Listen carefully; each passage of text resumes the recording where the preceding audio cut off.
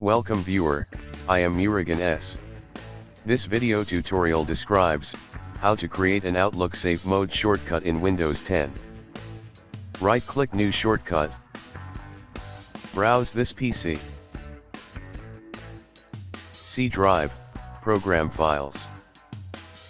Microsoft Office.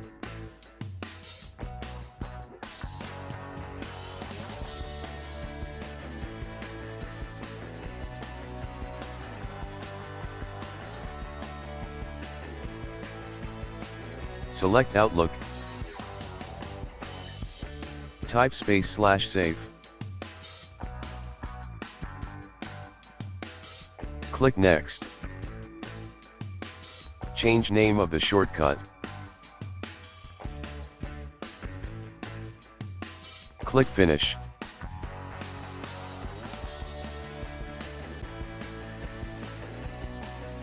Thanks for watching. I hope this video tutorial helps to solve the problem. Please like, share and don't forget to subscribe my channel. See you next video.